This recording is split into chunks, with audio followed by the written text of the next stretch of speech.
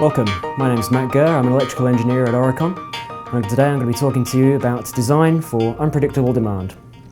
In case you haven't come across this before, Oricon are a global engineering consultancy. We have presence in 26 countries and around about 7,500 employees across all of those offices. We're available and working in a number of different engineering markets, most pertinently today, data and telecommunications. And we're going to be talking to a number of different elements around there, particularly some of our major projects, and talking some of the case studies for there, which include Global Switch Sydney East and also Equinix for their 2 facilities in Sydney 3 and Melbourne 1. It's designed for unpredictable demand. First of all, just going to paint you a little bit of a picture here, just to help you understand some of the concepts around what we're going to be talking about. Imagine, for instance, most companies will have some form of a legacy data center. It's probably been around for a long while, maybe 15 years, 10 years. When it was designed around a reasonable level of power density, perhaps 600 watts per square meter. When it was designed, it provided maybe 1,000 square meters of white space. But as most businesses do, they grow and the IT technology has evolved in that period of time since that data center was established. And during that time, we've upgraded a range of systems, whether they be the UPS, the generators, the cooling, maybe even the incoming supplies. But eventually, we reach some kind of a hard limitation. Now, that may be a space constraint, where we don't have any more room on site to expand our white space. It could be a structural limitation, so we can't add in, for instance, UPS and batteries. It could be a site power constraint, where bringing in more power from the authority is just too expensive to make it worthwhile. Or it could even be something as simple as a planning constraint, where we can't actually build any more on our site. But basically, we have a hard limitation, and we're out of space. So we come to a business decision where we have to make an expansion of our IT capability and our business. Now, there are a number of different options available here, including co-location and moving into one large co-location provider, or potentially moving on to the cloud and using some of the modern technologies. But for the sake of this presentation, we're going to be talking about building a new facility. So what's key to the new build process? Well, there are a number of different things. It includes site location, technology selection, appointment of architects and specialist engineers. But most of all, the most important thing to remember and the important thing to establish right from the beginning is what is the IT requirement. Now, when you start this process off, we will come up with basically an IT estimate. We'll ask our IT specialists to look into their crystal balls and to try and figure out for the next 8 to 10 years what the IT requirement for the company and the business is going to be. This is a very difficult process. It's always hard to make an estimation for things in the future where we don't know the impact of upcoming technologies. But hopefully we will come out of that process at the beginning with a very clear idea of where the IT estimate needs to be and what our equipment will actually be in growth period through that time. Hopefully we'll end up with a curve that looks a little bit something like this. So let's establish a design brief now for our new data center facility based on our IT estimate. We have a number of different things which are going to be critical to us to understand. First of those is going to be the power density. What level of power density do we require for our new facility? Now, typically today, a density of 2,000 watts per square meter is a fairly average figure, particularly for the large co-location providers. It allows a little bit of flexibility moving into the future and also gives us enough power to deal with any demands that we have currently today. That'll maybe give us an average of 4 or 5 kilowatts per rack. And over an IT space of about 2,000 square meters, an IT load of 4,000 kilowatts and UPS requirements and cooling for that load. If we target a PUE of 1.5, for those not familiar with it, a PUE is a power usage effectiveness, which is the ratio of the IT power to the total power consumed by the site, and the lower that figure, the better. If we go for a PUE of 1.5, it's a fairly conservative and average figure now for a new build data center.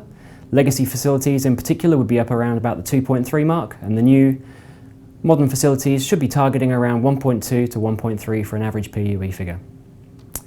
But using that 1.5, it gives us a total load of around about 6,000 kilowatts. Now, if we go ahead and build all of this together, what we effectively end up with here is a large data hall, which is 2,000 square meters in size, with a plant building their size to support the full capacity of 6,000 kilowatts. Now, while that meets the design brief, it doesn't necessarily meet the intent of the growth and the stage profile for the IT load.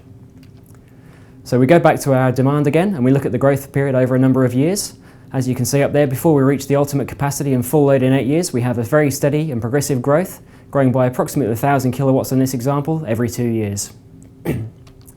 Now that does give us a problem, because if we go ahead and build our entire data center facility on day one, For a large proportion of the time, we're going to end up with a series of equipment that is going to be underutilised, and we're going to have overcapacities and supply problems with all our equipment on site. So why is this a problem?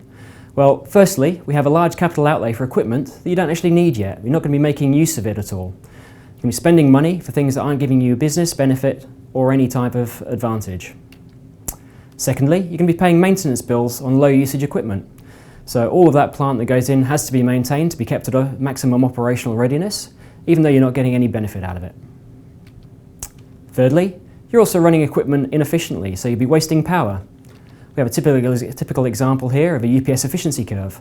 Now if you look down there, it's fairly high efficiency when it's loaded up around 100%, up around sort of the 96-97% mark for new facilities.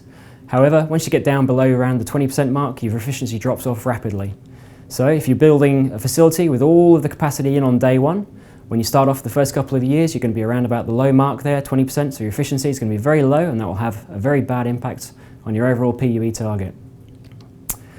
So wasted power costs money, and it impacts on your sustainability targets, which are key for every business. How do we design to prevent this? It's very simple. We stage the growth of the overall facility. So let's take a look at an example of how we do this with our facility. So going back to our original brief again there, we had 2,000 square metres of IT space, 6,000 kilowatts total load and 4,000 kilowatts worth of UPS and cooling. Now to stage this across into a different profile and stage it over a number of years, we go back to our IT growth profile again, we'll break it down into 4 halls of 500 square metres apiece, supported by 1,000 kilowatts worth of UPS and IT cooling, and a total load per hall of 1,500 kilowatts of total power. So as we grow progressively through a number of years, when we start off with day one, we build our first hall only and we fit that out to suit that initial demand. And then stage 2 build, we have the next stage there, another 1,000 kilowatts, another 500 square metres of plant space. Stage 3, another 1,000 kilowatts, another 500 square metres, and then ultimately up to the stage 4 build, which will hopefully see us through to the end of our 8-year profile for our data centre, at which point we're full and we need to be considering again our next stage of expansion or reuse. Now, if we look back at our overcapacity chart again, and we see there, this is our original profile where we build everything up on day one initially. By changing the profile and staging all of our plant and our equipment growth, we've now changed that overcapacity greatly. So we've reduced the amount of plant going in on each of the stages, so we're making much better use of our overall facility and our assets at each stage. But do our staging problems end here? Well, very simply, no. If we come back to our original IT demand graph again, we have one very fundamental issue and one very fundamental problem with it. It was only an educated guess. We asked our IT guys to look back at there and to go through that profile and to give us their best estimated guess for how the IT business was going to grow over the next 10 years. Now, if we go back and look 10 years back from now, and we look at what people would have been asked to try and evaluate and estimate, they would have had no idea about the impact that technologies such as virtualization and cloud would have had on the overall data center business. So trying to factor those things in at the time would have been very difficult for those people. And anybody trying to establish an IT scenario now will have the same problems and the same difficulties. So let's take a real operational growth example here. This is staged again over the example we've been looking at. So we come up to our first 2 years of operation on here. At this point instead, we've managed to establish our full hall, 500 square metres, and we've established all of our plant as we required for our stage growth profile. Unfortunately, because we populated for 2,000 watts per square metre, which is a little higher than is actually required today, we're actually running at a considerably lower power level, and we're operating our plant at 50% load on this example. We've managed to fill up our white space because we've used all of our IT equipment, but we're not making best use of all of our power. However, we've run out of space, so we've triggered the next stage of growth of our installation. This time, power densities are starting to rise a little bit. We're up around 750 kilowatts on our IT load, which gives us 75% total loading on our plant. However, again, we've run out of white space again because we're still filling up white space far quicker than we were actually using the power density that we've provisioned for. Once we go into the next stage, we've probably reached the trigger point here where 2,000 watts per square metre is not the typical anymore, and we're going beyond that. So this time we're fully utilising all of our available plant, but we're only making 75% of the rack space actually being used. And this gets worse as we go into stage 4 again, so perhaps we are only using 50% of our rack space before we use all of our plant up. Now, taking a look at that as an overall issue and an overall problem, we have a number of different assets available there which aren't being utilised to their best advantage. We've got around about 20% of unused power there, locked up into stage 1 and stage 2 plant. And we've got around about 12.5% of our unused rack space there, which is locked up into halls 3 and hall 4. These are effectively stranded assets. So what is a stranded asset? Well, it's plant that's installed, but it's either being underutilised or not used at all. So why is this a problem for us? Very simple. It's underutilisation of each of those individual assets. Your organisation has paid for a particular piece of equipment, for example a UPS, and they want to get the best utilisation out of that equipment they can to justify the expenditure. If you're only running out up to 50%, then that's all wasted capital investment that you could have saved. It's also a reduced usage of the whole asset. While we showed that growth profile there expanding up over an 8-year period, basically you're more likely to run out of time before you get to that full 8 year of utilisation. So if you reach the 6-year point and you've used up all of the available plant space and all of the capacity space that you can within that stranded asset, then the remainder of your asset is not giving you the full utilisation that you expected, and you're not going to achieve the 8-year lifespan that you were after. The third problem is probably the biggest. It's usually found when the site is being operated, and at that point it is very difficult and very costly to rectify. So let's take a look at a couple of examples now and case studies. The first one being Equinix Sydney 3. And these are examples where we've actually considered the issues of stranded plant and how we deal with them. So first of all, we introduced modular growth of UPS and generator plant based on actual site demands. This allowed us to monitor closely and establish clear upgrade triggers for that plant on there. By making the UPS modular, we were able to basically break it down and grow the plant progressively as and when it was required and as and when we needed the extra capacity only.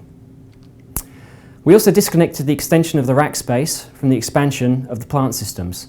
So where in the example we had the issues where we had to trigger a new upgrade and build a new hall with the associated plant with it, with Equinix Sydney 3 we basically broke that apart and allowed us to expand the white space as and when we required, but only expand the plant space to meet the needs and the power demands that we were actually seeing on site.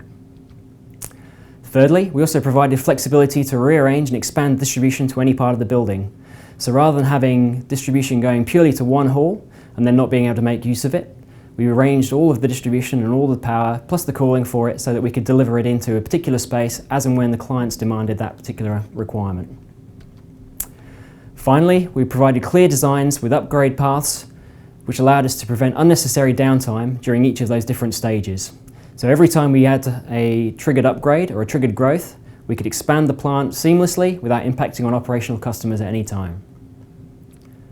The second example I want to talk to you about is Global Switch Sydney East. Again, another high-tier facility located in Sydney. For this particular job, we used a centralised plant system again, very similar to the Equinix system, but instead for this time we used a diesel rotary UPS to deliver a modular increase in the blocks for the site power. Now, by centralising the plant system in this particular situation, it allowed us again to segregate all of the power that we were delivering from the utilisation of the white space.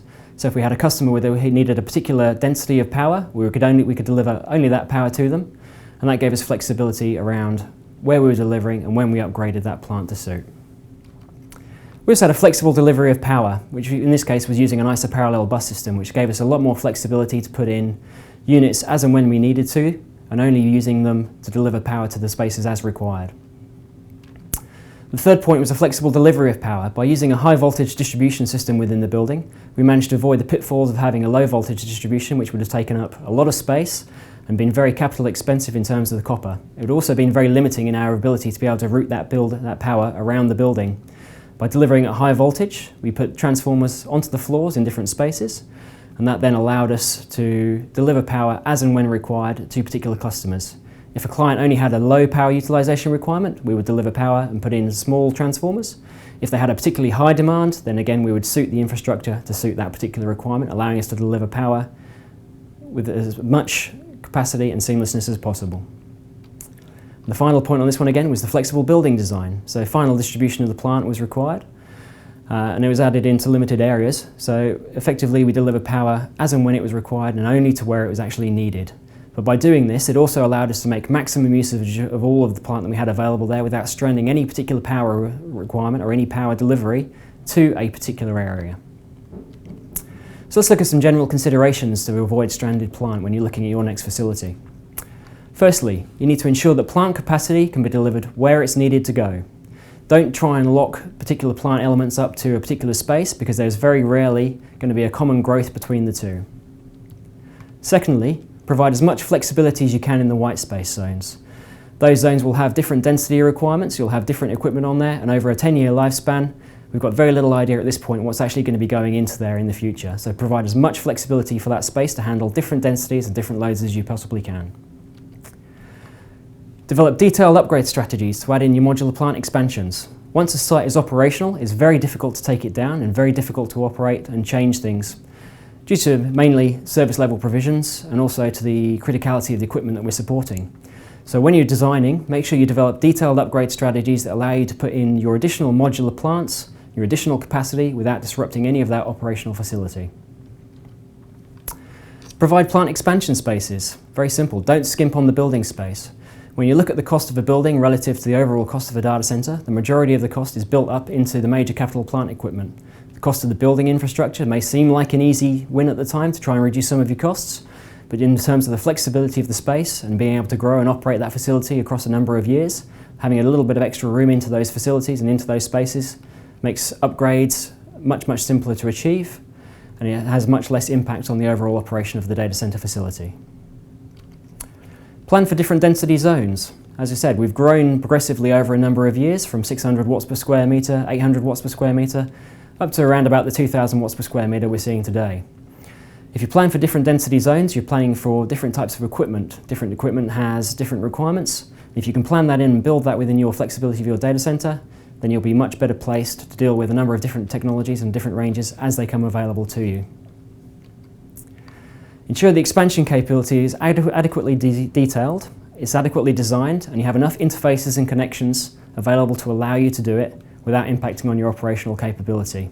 That means very simply put in plenty of valves, put in plenty of switches, and give yourself the capability within your facility to expand as you need to. Consider all systems and all services. It doesn't just apply to the electrical systems, it also applies across all of the services and infrastructure. Make sure you have enough capacity across all your mechanical systems, your fire systems, and also your hydraulics and plant, fuel storage, various other things. Everything is affected by this need to make the site modular and to make it expandable as and when you need to grow. Finally, plan your staging and avoid stranded assets at the design stage, not when you're operating. The cost of doing things during the design stage is substantially lower and a lot easier, and a lot less lower risk than trying to do it once a data center is either being constructed or is operating. Thank you for your attention. I hope the presentation has been useful to you. If you'd like any more information, please feel free to contact us. We're more than happy to help at any time.